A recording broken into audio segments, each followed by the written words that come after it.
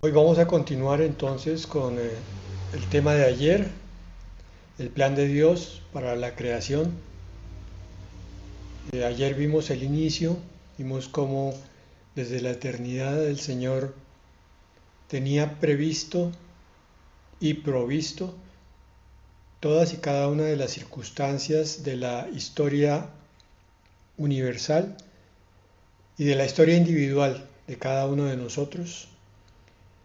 Sacamos como conclusión que estamos en el lugar que Dios quiere que estemos, con las personas que Dios quiere que tengamos alrededor, viviendo las circunstancias que Dios conocía. Y todo eso debiera entonces forjar nuestra tranquilidad en su voluntad, porque estamos hablando básicamente de la soberanía de Dios, el control que Él tiene en todos y cada uno de los aspectos del espacio y del tiempo.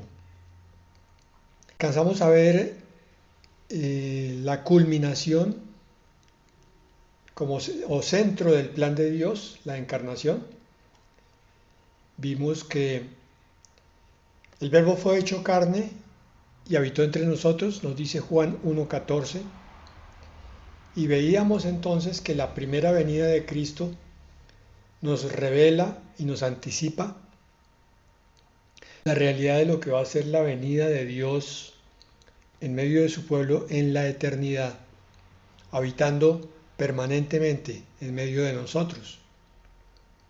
Eso quiere decir que Jesús no vino solamente para quedar en los libros de historia, sino para cambiar vidas, cambiarles el propósito y ese desconocimiento que existía sobre lo que yo llamo las tres más grandes preguntas que se puede hacer cada ser humano. ¿Quién soy? ¿De dónde vengo? ¿Y para dónde voy? Solamente cuando llegamos a la palabra de Dios es que podemos darle respuesta a esto, y cuando hemos profundizado y meditado en lo que la revelación de la palabra nos muestra. ¿Quién soy? Soy primeramente el Hijo de Dios, un Hijo de Dios, llamado por Él desde la eternidad para ocupar el sitio y el puesto que Dios quiere que tenga, de forma tal que sea colaborador de Dios como instrumento de su bendición, de sus dádivas a otros y a mí mismo. Cuando mi conciencia se va despertando y va adquiriendo entendimiento de todas estas profundidades de la revelación de Dios, me voy volviendo cada vez más útil al plan de Dios. No que Dios me necesite irrestrictamente, Él podría, y ahí está el gran misterio, el gran honor que Él nos da, podría prescindir de mí, pero me usa para su gloria. Y a pesar de mis limitaciones, a pesar de mis miedos y de mi falta de entendimiento de muchas cosas, Él me usa. Es lo que cada ser humano puede decir cuando recibe la plenitud de esta revelación. ¿Quién soy? ¿De dónde vengo? Vengo de la eternidad, del plan de Dios, del preconocimiento de Dios. Él me miró en esa eternidad donde no existía nada todavía y planeó que yo estuviera ahí.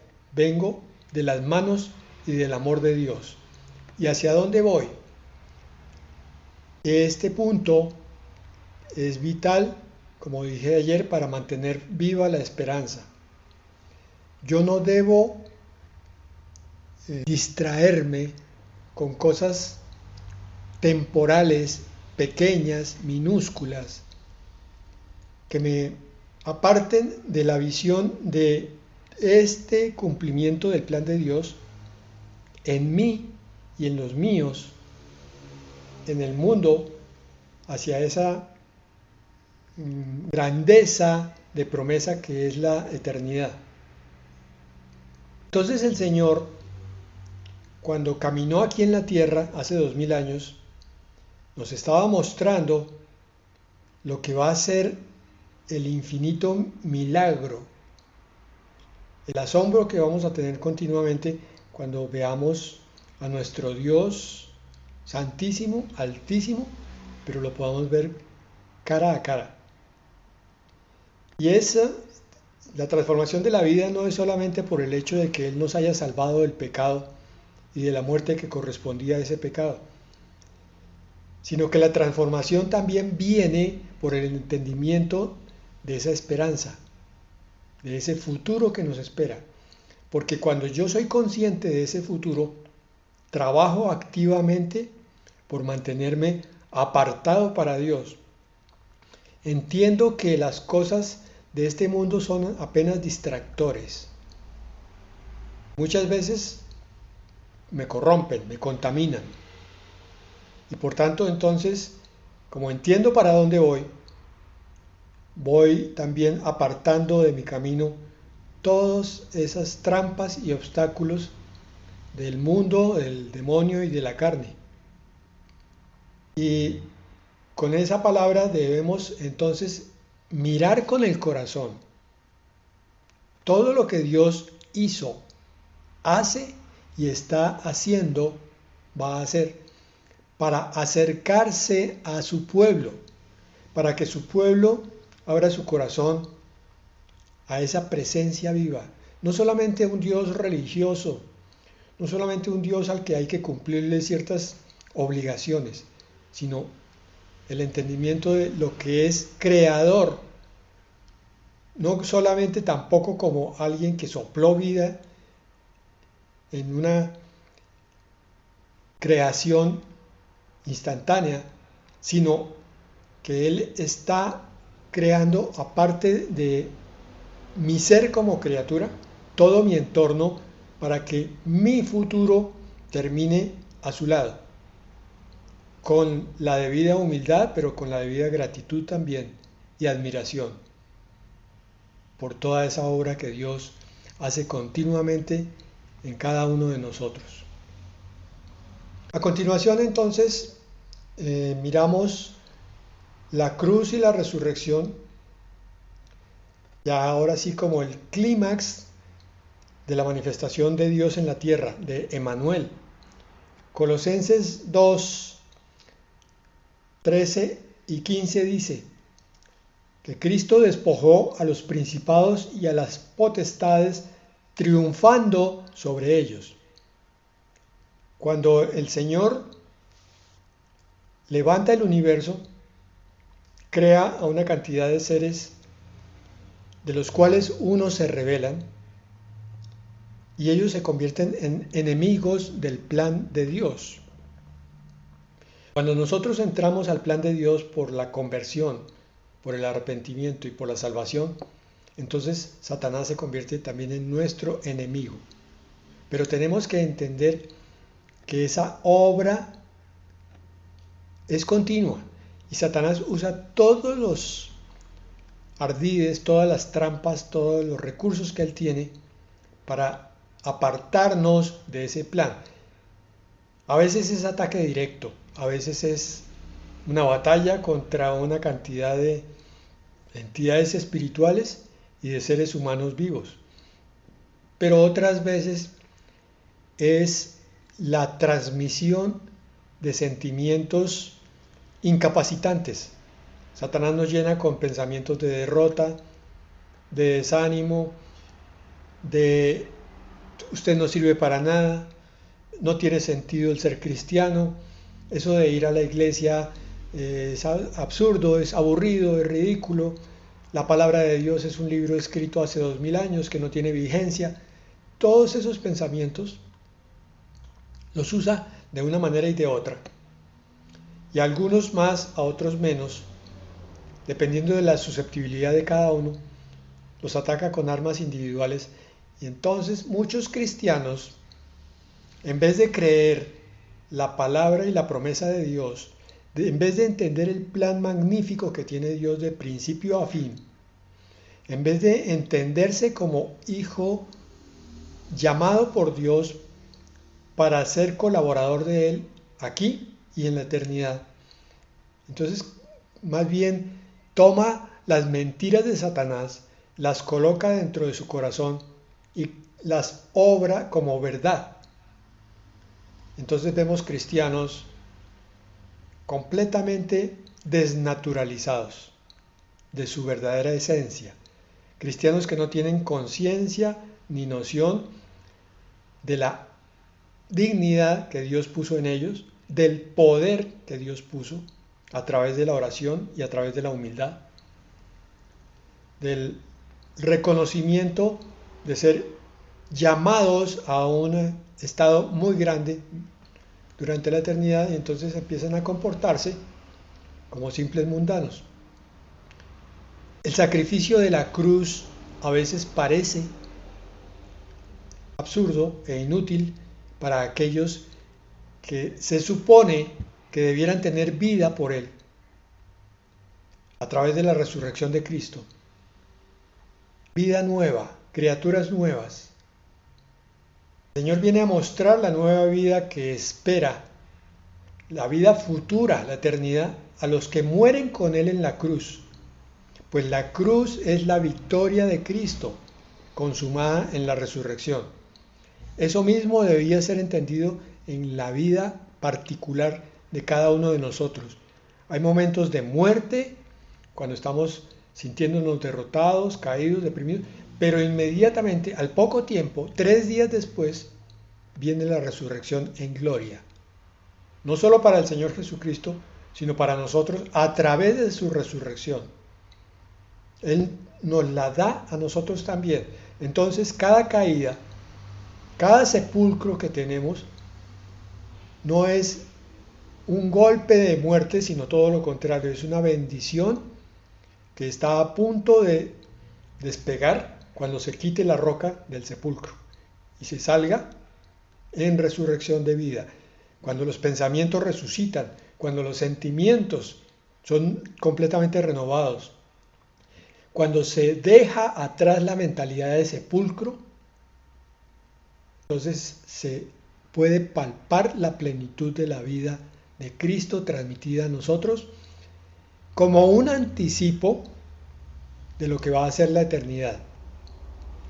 Y ese es el sentido de la iglesia. Es una comunidad del reino. Dice 1 de Pedro 2:9, linaje escogido, real sacerdocio, nación santa, pueblo adquirido por Dios. ¿Cómo hace de falta tener conciencia de esta palabra? Somos de un linaje escogido, un linaje que tiene que ver con la misma naturaleza de Dios. Y por esa razón el Señor habló de sacerdotes en el Antiguo Testamento, para que el pueblo de Dios, a través de ese sacerdote como instrumento, se conectara con Dios. Entonces nosotros ahora estamos en ese ministerio que es transmitir las cosas que Dios nos ha mostrado primero a nosotros, a otros que vienen detrás con sed y hambre de justicia. Podemos ahora ministrar el sacerdocio, orando, predicando, enseñando, tocando, imponiendo manos. La iglesia está llamada a vivir unida al Señor, a su vida y a sus planes. La iglesia no es una institución humana. Así como hay reuniones en los colegios de todos los alumnos o de padres de familia cuando van a reclamar las notas antiguamente, o reuniones en un coliseo para ver un espectáculo. La iglesia no hace eso. La iglesia se reúne para conformar el cuerpo activo de Cristo, quien es la cabeza. Él transmite sus pensamientos, transmite su verdad y transmite sus enseñanzas y órdenes, y entonces el cuerpo se mueve de acuerdo a esas instrucciones. El cuerpo ejecuta lo que el Señor Jesucristo quiere. Y yo me pregunto, ¿cuántas iglesias tienen conciencia de esto? ¿Cuántos congregantes saben que son parte del cuerpo de Cristo? La iglesia no es el plan de un pastor, no es un sitio de reunión social, es el cuerpo de Cristo bendiciendo al mundo, con el propósito de preparar a aquellos que van a conformar también parte de la iglesia en vista de la consumación final, que nos dice 2 de Pedro 3:13. Esperamos cielos nuevos y tierra nueva, en los cuales mora la justicia. Estoy saltando a propósito la etapa del milenio, porque aquí hoy la estamos considerando como parte del inicio de la restauración de todas las cosas. Junto con la eternidad, acaba el periodo de la iglesia, que es el periodo oscuro de la humanidad, desde la caída del huerto, y ahora se inicia en el milenio y empata en la eternidad la transfiguración de la creación hacia esa tierra nueva y cielos nuevos de los que nos habla. Esperamos cielos nuevos y tierra nueva. ¿Los esperas tú, hermano? Porque en esos cielos nuevos y en esa tierra nueva mora la justicia completa y perfecta. Todo lo que es bueno y lo que es correcto va a impregnar cada molécula, cada instante y cada espacio de esa eternidad. Otro aspecto es el de la Primera de Corintios 15, versículo 28, donde dice que Cristo entregará el reino al Padre, ahora sí entre comillas, para que Dios sea todo en todos. Ya estamos llegando al entendimiento de la parte final del plan de Dios. Entonces lo resumo desde el principio. El Señor crea algo perfecto para que el hombre sea el mayordomo, el administrador de esa creación perfecta. Pero el hombre falla, se quebranta el plan, aún estando dentro del plan de Dios.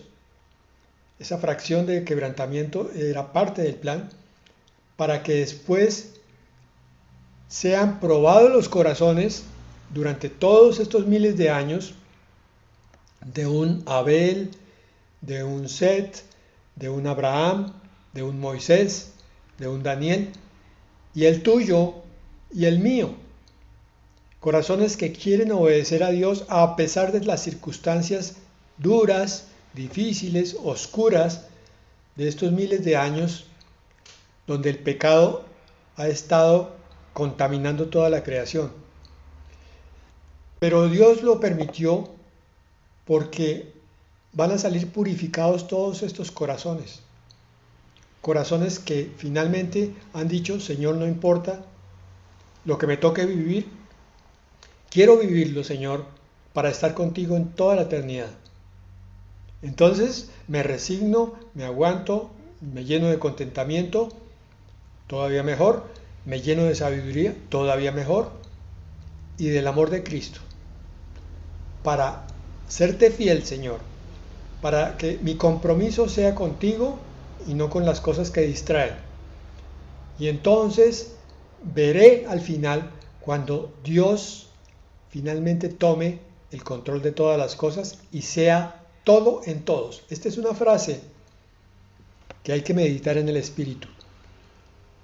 Este era el propósito inicial de Dios, ser todo en todos, es decir, que todas las cosas estén sometidas a Él, que todo ande en armonía y en justicia, en verdad, en luz.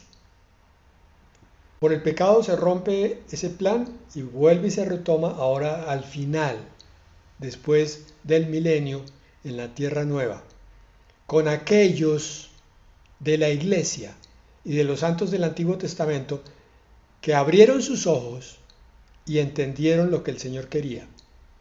Y dijeron, amén, aquí estoy, Señor, para ti. Para que Dios sea todo en todos. Y esto es la culminación obligatoria del plan de Dios. Por consiguiente, todo lo que no esté sometido a Dios va a ser excluido. Todo lo que no haya doblado su rodilla delante de su nombre santo va a ir a un lugar donde Dios no va a estar. La presencia de Dios va a desaparecer de esas vidas que no quieren vivir con Dios. Pero a los que sí se han postrado delante de Él, a ellos los va a llenar con esa plenitud. Entonces el plan de Dios no culmina con la destrucción del mundo material, sino con su renovación completa. Y por eso es que nosotros también tenemos que ser renovados, tenemos que ser glorificados. Un cuerpo glorioso como el del Señor Jesucristo para poder disfrutar de esa gloria que está impregnando toda la nueva creación. Por eso nuestra esperanza cristiana no consiste en escapar de este mundo, mis hermanos. Podemos anhelar, podemos clamar, podemos gemir para que venga el Señor Jesucristo por su iglesia, sí, pero con entendimiento de que es una parte del inicio, ya del fin, el principio del fin, donde la presencia de Dios va a llenar toda nuestra vida. Ese es el propósito que Dios tiene para sus hijos. Y podemos entonces imaginarnos el libro o la película más increíble que haya escrito alguien, pero resulta que la realidad que está en la palabra de Dios supera la ficción. A mí me encantaba la ciencia ficción cuando estaba en el mundo, pero nunca vi una descripción tan absolutamente increíble, maravillosa, incomprensible, como la que está en el final de Apocalipsis, en los capítulos 21-22. Esa culminación es incluso mucho mejor que el Edén en el cual iba a vivir Adán y Eva. Porque ellos tenían inocencia, iban a ser entrenados, enseñados por Dios. Pero había muchas cosas que iba a ser complicado transmitirles. Y por esa razón el Señor ahora hace que todo obre para bien a partir de la caída del hombre en pecado. Y nuestras vidas de pecado del pasado las convierte, por esa palabra que siempre se cumple, Romanos 8:28, todo obra para bien, en bendición para otros. Lo que más nos dolió en la vida sin Dios, ahora es una herramienta en las manos de Dios a través de nosotros para ministrar a otros necesitados. El Edén era como un reflejo de lo que iba a ser la edad eterna, pero un reflejo no tan perfecto ni tan completo, porque aquí vamos a estar delante de la Trinidad en completo conocimiento y recuerdo de lo que fueron las épocas duras para poder enseñar a otros. Dice allá que no habrá más lágrimas ni más llanto, sí, pero la enseñanza quedó. La administración como obreros de Dios continuamente va a ser perfecta. En Efesios 1:9-10 dice, reunir todas las cosas en Cristo.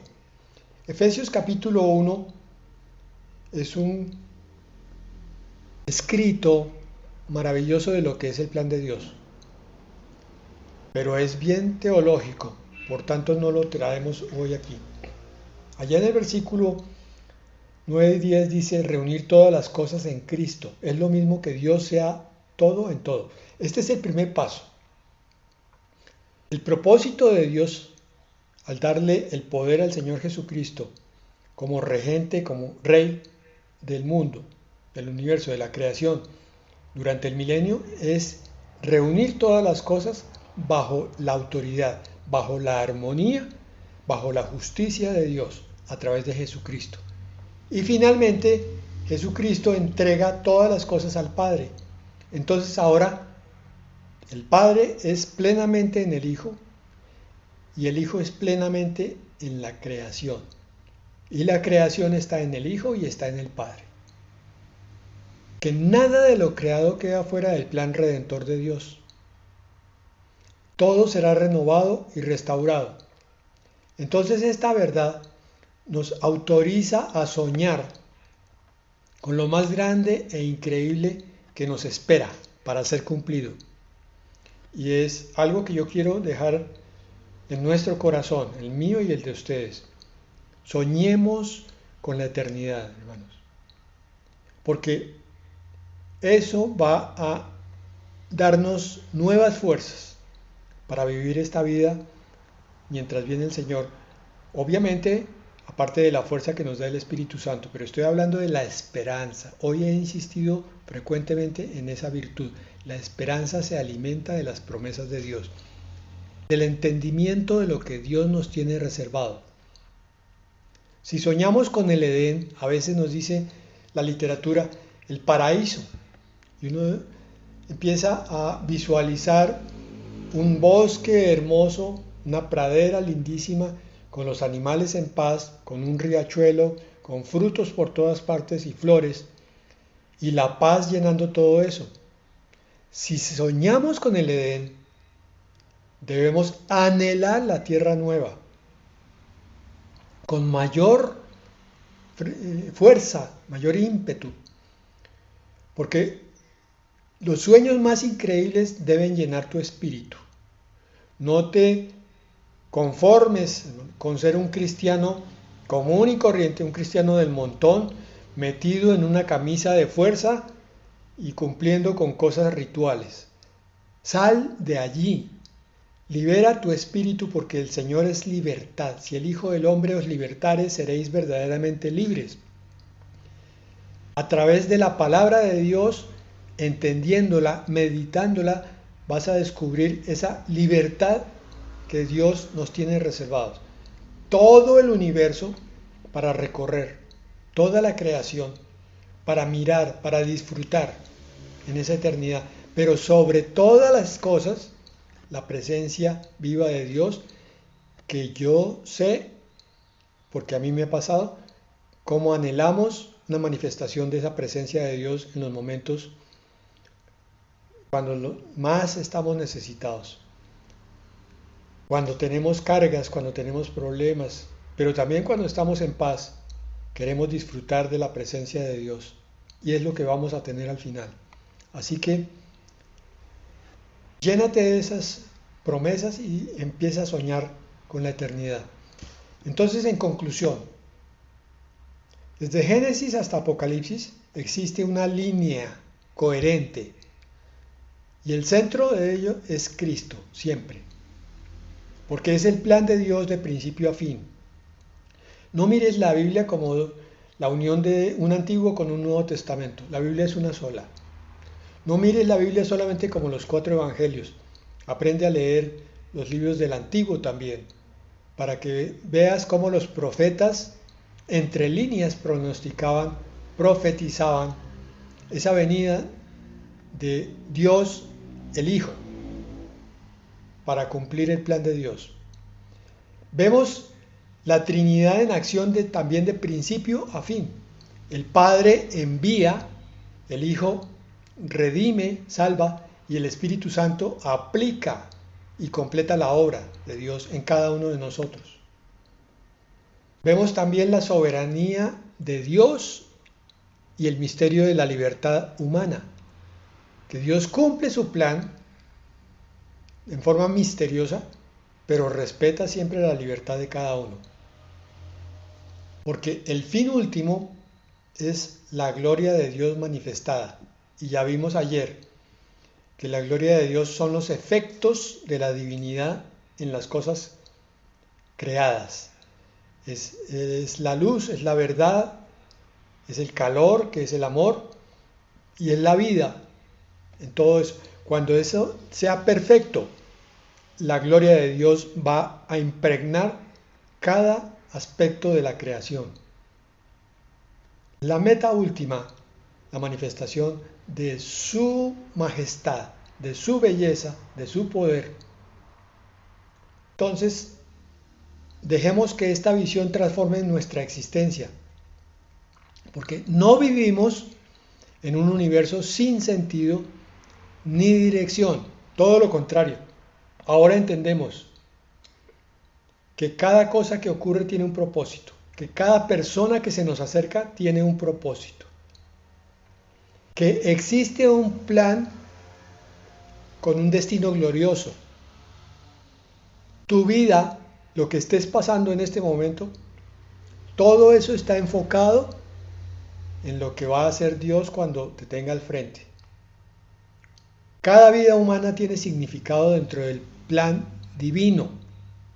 No hay vidas pequeñas a los ojos de Dios, todas son iguales, de importantes. Ahora, pequeñas sin circunstancias, eso sí, a algunos les toca vivir circunstancias más grandes, pero la dignidad es la misma, porque la dignidad es Cristo en el creyente morando allí.